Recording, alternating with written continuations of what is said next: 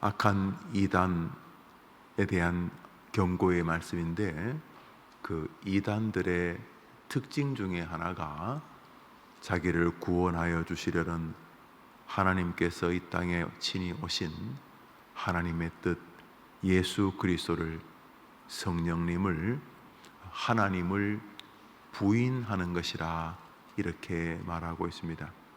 시인하는 것의 반대가 부인하는 것 아니겠습니까? 악한 이단이 이런저런 이유로 이단들을 가만히 교회로 혹은 자기 마음으로 끌고 오는 이유가 무엇인가? 그 사람들이 이단에 빠진다는 말은 자기 마음에 이단을 불러들인다 이런 뜻이 되겠죠. 이단에 빠진 이유는 자신이 혹은 자신의 교회로 이단들을 이렇게 끌고 들어오는 이유는 한 가지다. 그들은 주님을 부인하기 때문이다. 그렇죠? 주님을 인정하지 않으니까.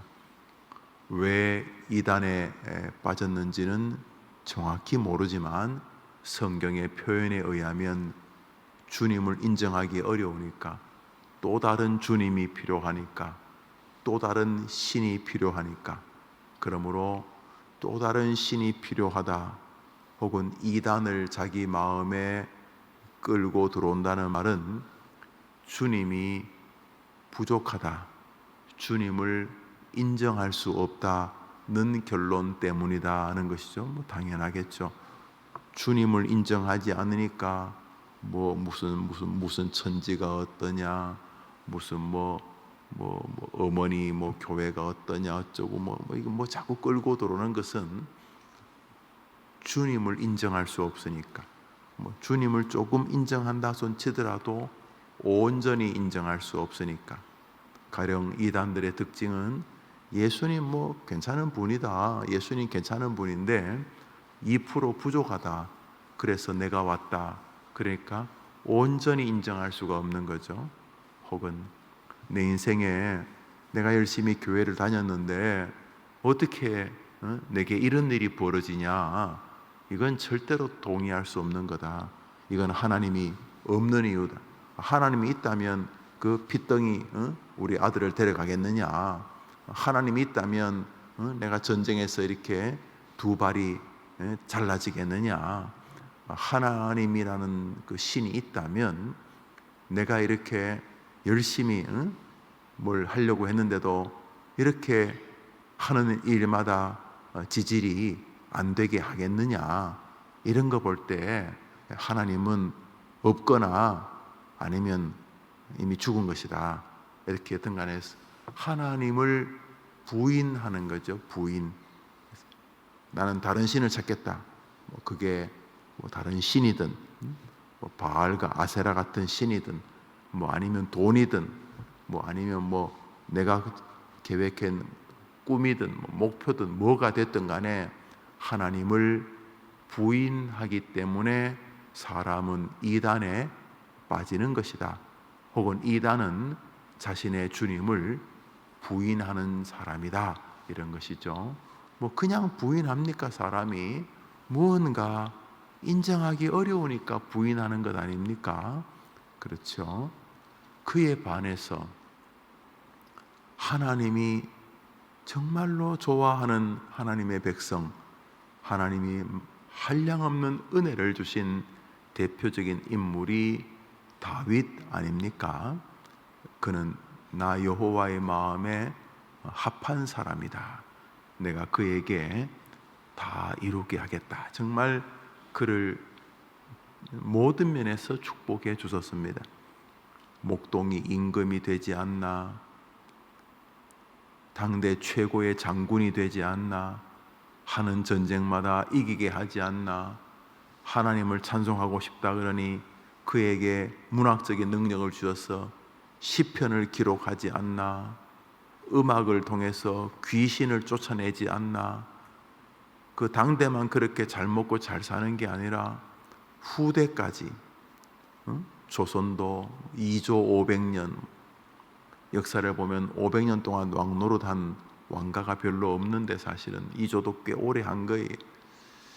그 제일 끝에 철고순 그 세 분이 세종, 영조, 정조 그랬으면 훨씬 더 좋았을 텐데, 여튼간에 뭐 그분들에게만 책임을 몰기는 어렵지만 그분들에게 책임이 없다고 말할 수도 없는 거죠. 참 아쉬운데, 그럼에도 불구하고 이시조선 500년은 꽤 긴 시절이었습니다.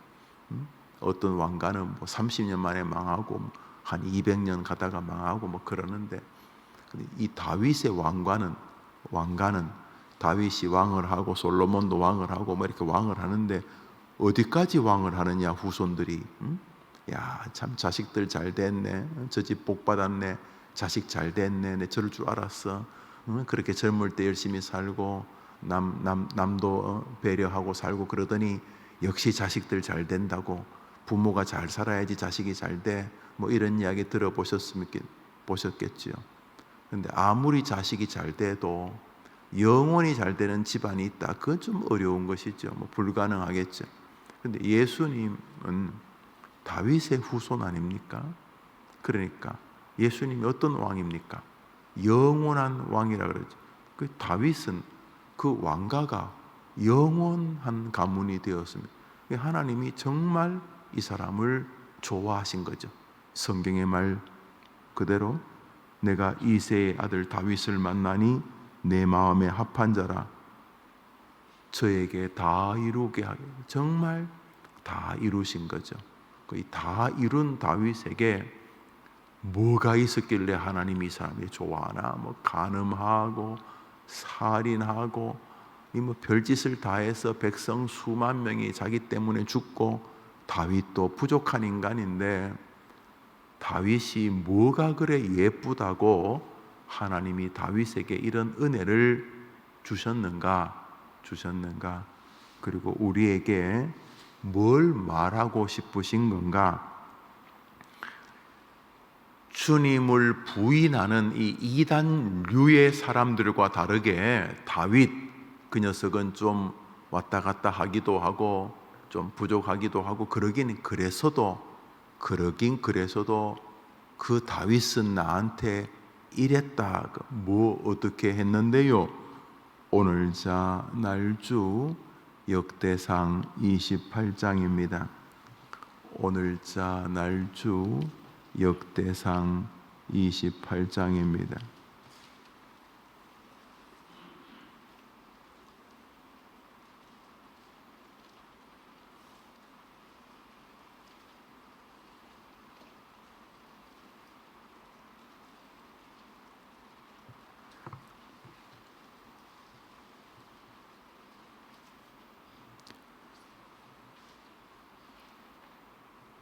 (1절부터) 우리 4절까지 읽읍시다. 시작.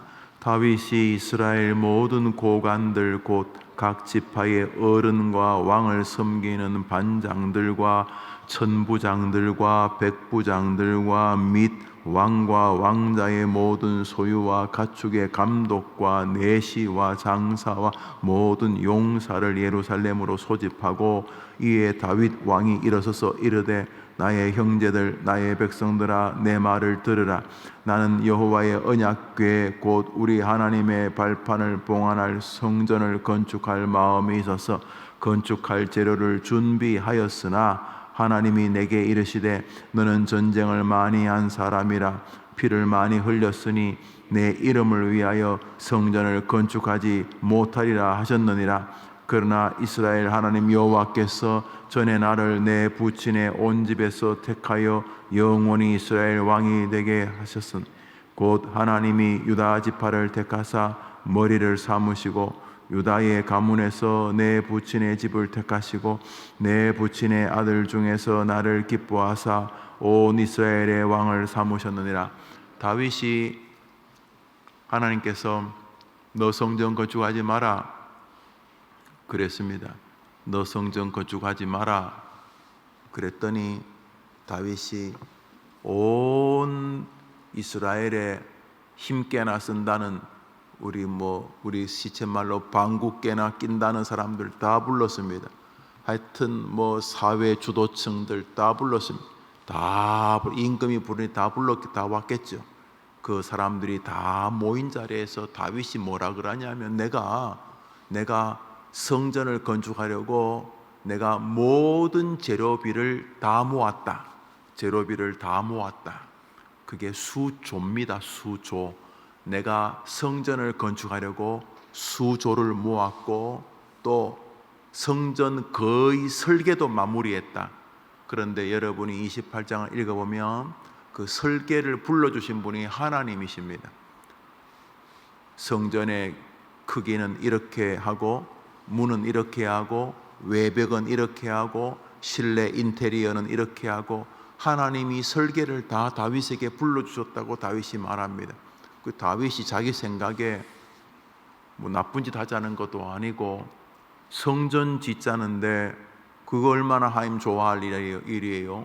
또 뭐 엄청 뭐 신앙을 자랑하려고 하는 건 아니지만은 나도 그래도 성전 지었다. 이거 얼마나 영광스러워요. 그래서 자 재료도 다 준비하고 또 하나님께서 성전 짓겠다 그러니까 옆에서 이렇게 설계해라 저렇게 설계해라 설계도도 다 이제 불러주셔가지고 이제 막상 딱 지으려고 하니까 하나님이 너는 너무 손에 피를 많이 묻히고 해서 짓지 마라 이렇게 말한 거예요. 그러면 그거 참 그럼 처음부터 하지 말라 그러든지 그 참 하나님 뭐 나만 피 묻혔습니까? 딴 사람은 이렇게 손에 피 안 묻혀도 마음으로 남 미워하고 하나님 늘 좋아하는 거 뭐 마음으로 지으면 죄라면서요. 그래 따지고 보면은 뭐 형제에게 분하면 나가라 형제 보고 에잇 등신아 이렇게 말하면 그것도 살인죄라 그랬는데 손에 피 안 묻힌 인간이 있어요. 너무 유별나게 그러지 마세요. 진짜금 하지 말라 그러든지 내가 말이지 안 먹고 안 입고 이렇게 성전 건축하겠다고 그렇게 내가 충성을 다했는데 왜 이러시는 겁니까? 이렇게 될 수가 있죠. 지금 이스라엘 백성들 앞에서 다윗이 뭐라 그러냐면 내가 성전 재료비를 다 모았다. 다 모았고 이제 성전을 건축하려고 하는데 하나님이 나보고 짓지 마라 그랬다. 거기까지가 3절입니다. 그래서 4절은 이렇게 시작하겠죠. 그러나는 원래 그렇게 시작하면 안 되고 1절은 이제 사람들을 모았다. 2절은 내가 이제 성전 지으려고 내가 열심히 애썼다. 그런데 하나님이 갑자기 생뚱맞게 하지 말라고 나한테 좀 자존심이 상할 말 이런 거를 더 가셨다. 그 피 말이지 피. 내가 그 날 위해 흘렸어? 내가 하나님 위해 흘렸잖아. 골리앗 누군 뭐 골리앗하고 엄청 싸우고 싶은 줄 알겠어? 그 엄청난 장수하고 까딱 잘못하면 내 목이 날아가는데 내가 골리앗 목을 쳤지. 맞아, 내 손에 피 묻었어. 그 골리앗 누구를 위해 죽인 거야? 내가 하나님 위해 죽인 거잖아. 자기를 위해 싸웠는데 내 손에 피가 묻었다. 이 뭐 장난치는 거예요? 뭐 이 교회가 있다. 뭐 목사비가 저 따위야 이렇게 할 수 있지 않겠습니까? 아니 다윗이 좀 마음이 상하면 안 그러겠습니까? 아니 뭐 내가 뭐 부처를 위해 싸웠습니까? 무슨 신천지 뭐 마호멧 무슨 이슬람 내가 그런 거 위해 싸웠어. 내가 하나님 위해서 싸우다가 손에 피 묻었는데 무슨 뭐 하지 마라. 진짜 하지 마라 그러지. 그러면 이렇게 말할 수 있을 텐데 3절까지는 하지 마라 그러더라 하나님이. 4절은 그러나로 시작합니다. 그러나부터 나오는 내용이 뭐냐 하면 그런데 말이다 여보게들 내가 말이야 이 자리에 설 사람이 아니었어. 나는 우리 아버지도 별로 인정 안 해줬거든. 기억나시나? 사무엘이 하나님의 명을 받아 우리 집에 왔을 때 우리 아버지 이새한테 네 아들 다 모아라 그 중에 하나에게 기름 부어 임금 세우겠다 할 때 아버지 큰형 엘리엇이라든지 둘째 셋째는 다 불러도 나 안 불렀어. 왜 안 불렀을까? 우리 아버지도 나를 임금감으로 안 보신 거지. 여보게들 기억나시나?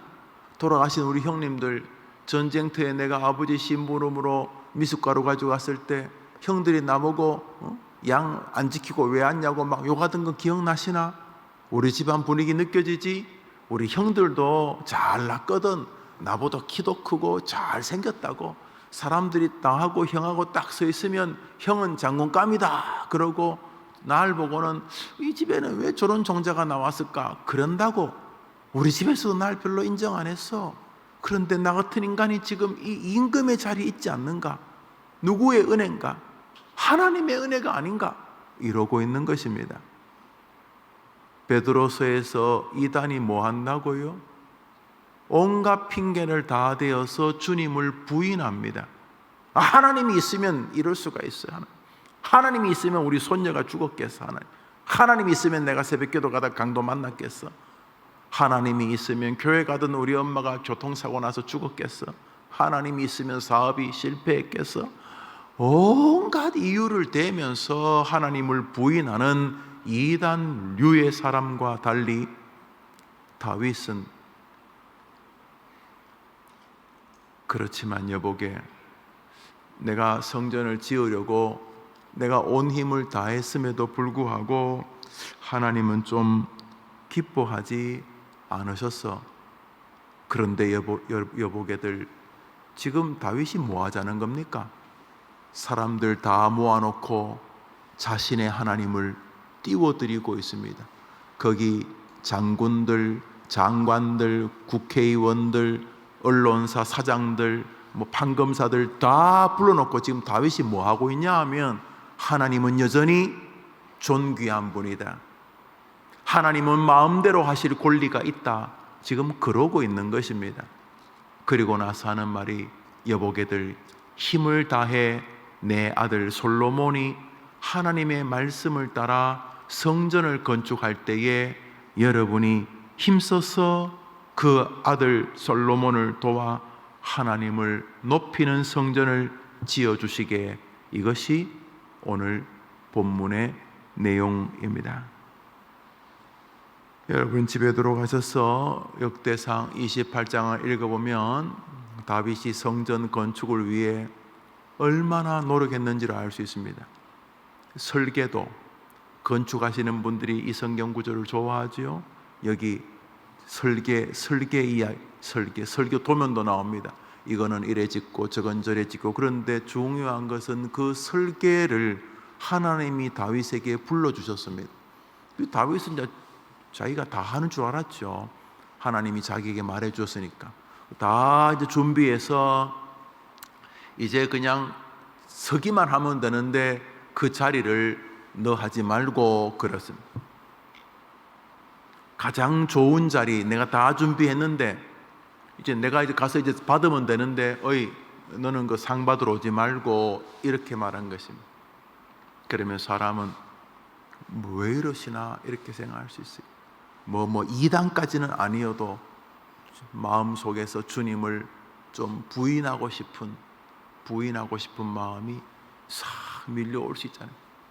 서운함 같은 거 말이죠. 다윗 보십시오.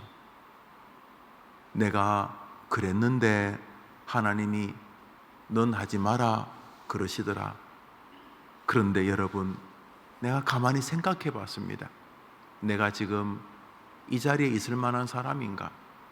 내가 이 새벽에 잠들어 있거나 아니면 어디 목탁 소리 앞에서 의미 없는 신 앞에 빌고 있거나 이도저도 아니면 신이란 게 어딨어? 그렇게 허접한 교만 떨다가 지옥으로 떨어질 인간인데 내가 어떻게 이 아침에 이 거룩한 전에와 전능하신 야훼 앞에 그 아들 예수 그리스도를 의지하며 기도하게 해 주셨습니까? 과거 같으면 절망 속에서 그저 눈물 젖은 그런 모습으로 뒤척이며 잠들다가 눈 뜨자마자 또 한숨 쉬며 그냥 죽었으면 좋겠다며 그렇게 세상을 허우적거릴 인간인데 기쁠 때도 하나님께 감사하지만 힘들 때도 하나님 도와줄 줄 믿습니다 하며 의지하는 삶을 사는 거 이게 은혜 아닌가? 여보게들 나는 벌써 나이가 80, 90을 넘어가면서 내 몸에 뭐 이런저런 병도 생겼다고 하지만 그렇지만 돌아보면 나는 은혜였네. 나는 하나님의 은혜였네. 지금 그러고 있는 것입니다. 다윗이. 나는 그럼에도 불구하고 하나님의 은혜를 받은 사람이네. 여보게들, 하나님을 인정하시게, 하나님이 나 다윗 말고 네 아들 솔로몬을 통해 성전을 건축해라 그랬으니 여보게들, 여보게 장관들, 의원님들, 판검사님들, 언론사 계시는 여러분들, 여러분 힘 다해서 솔로몬을 도와 여호와의 전을 건축해 주시게 이루고 있는 것입니다. 왜 하나님이 다윗을 좋아했는지 느낄 수 있는 한 대목입니다. 그는 기쁠 때 하나님을 인정하는 것은 뭐 말할 거리도 아니고 그 너무 당연한 것이고, 좀 서운하고 조금 이해가 안 될 때에도 여전히 하나님은 나를 사랑하는 분이다. 나 같은 목동 주제에 이 예루살렘 성, 사람들은 예루살렘 성을 다윗성이라고 불러요. 지금 이스라엘 가도 다윗성이라 그래 부릅니다. 다윗성. 나 같은 게 뭐라고 하나님이 이런 은혜를 베푸셨나? 4절을 말하는 동안 3절까지의 서운할 듯한 것은 이미 사라져버리고, 그러나 여전히 하나님은 내게 은혜를 주셨다. 어려움을 가난이, 고통이, 혹은 세상에 배신이 다가왔을 때 참 배신이 아프잖아요. 그렇게 사랑했는데, 그렇게 의지했는데, 그렇게 소망했는데, 여튼간에 뭐 살다 보면은 그런 게 있잖아요. 그런 게 있잖아요. 그런데 이 다윗은 인생을 살면서 주님에게 자신이 그렇게 했는데 주님이 거절했다고 느끼자 이건 뭐 이러냐 이러지 않고, 그러나 여전히 주님은 나를 과분하게 사랑해 주셨다 그러고 있는 것이죠.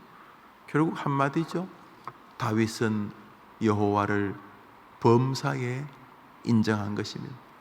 너는 마음을 다하여 여호와를 의뢰하고 내 명철을, 내 감정을 의지하지 말라. 한번 따라 할까요? 너는 범사에 그를 인정하라. 그리하면 너의 길을 지도하시리라. 오늘 하루 여러분이 주님을 인정하니까 이 새벽에 나오신 것 아니겠습니까? 여러분들이 주님을 인정하니까 이 새벽에 영상을 켜고 예배에 동참하시는 거 아니겠습니까?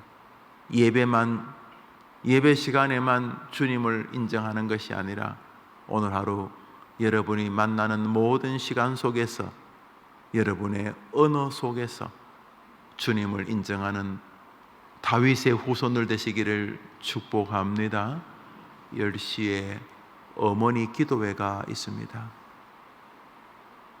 참 좋은 시간이라고 생각을 합니다. 해림교회 와서 잘한 것 중에 하나가 어머니 기도회를 시작한 거 아닌가 그런 생각이 듭니다. 이 땅의 모든 어머니들, 그 애틋한 마음으로 자녀 양육이라는 큰 숙제 혹은 큰 거룩한 짐을 진 어머니들에게 어머니 기도회는 기쁨이라고 생각을 합니다. 오전에 다시 뵙도록 하겠습니다. 주님 가르친 기도로 예배를 마치고 우리 자유롭게 기도하며 하루를 시작합니다. 하늘에 계신 우리 아버지여, 이름이 거룩히 여김을 받으시오며 나라의 임하옵시며 뜻이 하늘에서 이룬 것 같이 땅에서도 이루어지이다.